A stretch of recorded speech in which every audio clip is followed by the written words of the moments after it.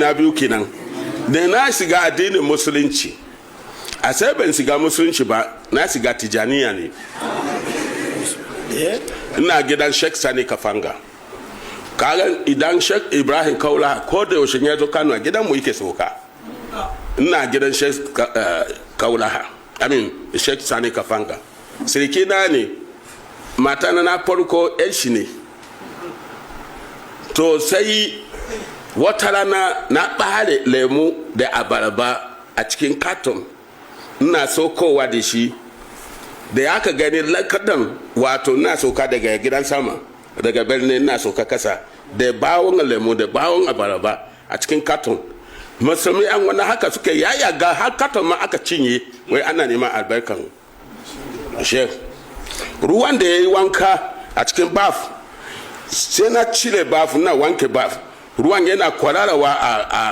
a waje sai malam ya mun sawa wani shege ne ke zuba da wannan ruwa madamada haka mutane suna shan ruwan wai suna da tin wani da sabulu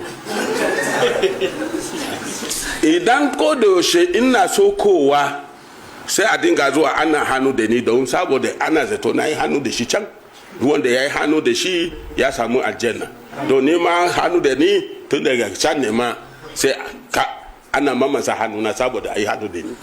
sai na nazarin a zuciya na haka addinin musulunci mai yake in bai domin tafiya na iraq ba ne da ya san duka addinin musulunci ba sabta ciki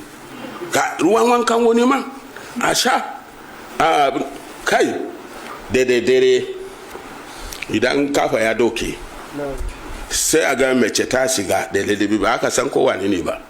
da ranan sai dinga yana musu addu'a yana wa mata addu'a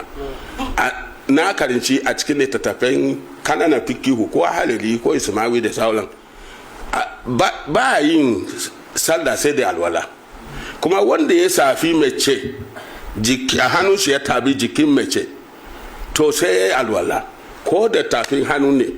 ko da tafin yasu ne kai ko dan zaidan nan na hannun da inda ka safi mace da shi sai ka yi alwala amma Sheikh Ibrahim zai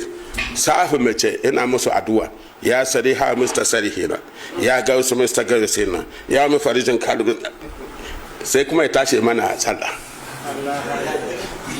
to in bai domin na tafi Iraq ba ne sai ni gani kai abin ba daidai ba bambanci da wancan da wannan to daga Iraq din da ina Iraq dawowa na daga can da Iraq din sai na ga lailai addinin musulunci a nan yake wanda nake gani a